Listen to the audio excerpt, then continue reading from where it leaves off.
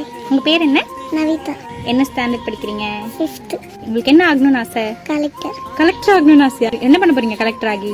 என்ன மாதிரி இருக்கிறவங்களுக்கு ஹெல்ப் பண்ணுவோம். ஹெல்ப் பண்ண போறீங்களா? Wow super. அப்புறம் வேற என்னெல்லாம் இன்ட்ரெஸ்ட் இருக்கு உங்களுக்கு?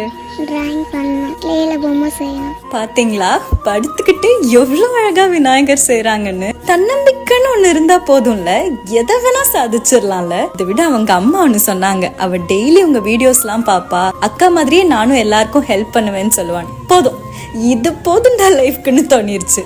3 2 1 ஓபன். தேங்க்ஸ். நீங்க இந்த மாதிரி படிச்சு நிறைய இந்த மாதிரிலாம் வரைஞ்சு அதுக்கப்புறம் உங்களால முடிஞ்சது செய்யணும் எல்லாருக்கும். ஓகே. தூக்குனாலே எலும்பு உடையிற குழந்தை. ஆனா இந்த குழந்தைக்குள்ள எவ்வளவு டேலண்ட் இருக்கு பாருங்க. இந்த குழந்தைக்கு 5 வயசு ஆகுது. பேரு நிவி. இவங்கள தூக்குனாலே எலும்பு உடைஞ்சிடுமா. சோ அப்படி இவங்க பாதிக்கப்பட்டு எப்பவுமே படுத்துட்டே தான் இருப்பாங்க. அப்படி இல்லைன்னா சாஞ்ச மாதிரி சேர்ல வந்து உட்காந்துட்டு இருப்பாங்க. அண்ட் இவங்கள தான் ஷாலினி ராபர்ட் அப்படின்றவங்க மீட் பண்ணிருக்காங்க. ஷாலினி ராபர்ட் உடைய பல வீடியோஸ் பார்த்திருப்போம். நிறைய பேருக்கு போயிட்டு ஹெல்ப் பண்ணிருக்காங்க. அண்ட் அந்த வரிசையில இந்த நிவி குட்டியையும் போயிட்டு நேர்ல மீட் பண்ணிருக்காங்க. படுத்துக்கிட்டே தான் இருப்பாங்க.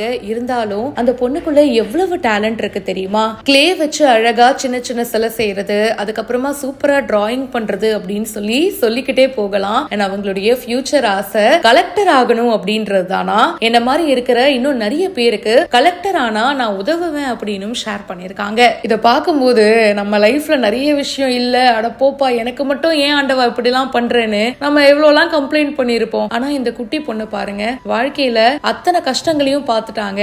இருந்தாலும் தன்னம்பிக்கையோட போராடுறாங்க. கான்பிடன்ஸ்னு ஒரு விஷயம் இருந்தா போதுங்க. எந்த நிலைமையில இருந்தாலும் நம்மளால சாதிக்க முடியும்னு டிசைட் பண்ணிட்டா என்ன விஷயம் வேணாலும் சாதிக்கலாம். நிவிக்காக ஒரு சின்ன கிஃப்ட் கொடுக்கறாங்க. அதை பார்த்துட்டு நிவி செம ஹாப்பி ஆயிடுறாங்க. இந்த மாதிரி நல்லா படிச்சு நீங்க ஃபியூச்சர்ல உங்களால முடிஞ்ச உதவியை பண்ணுங்கன்னு சொன்னதும் ஓகேக்கா அப்படின்னு கியூட்டா சொல்றாங்க. இந்த வீடியோ பத்தின உங்களுடைய கருத்துக்களை மறக்காம ஷேர் பண்ணுங்க. மேலும் பல இன்ட்ரெஸ்டிங்கான விஷயங்கள் பிஹைண்ட் வுட்ஸ்ல வந்துட்டே இருக்கு. இப்பவே ஃபாலோ பண்ணுங்க.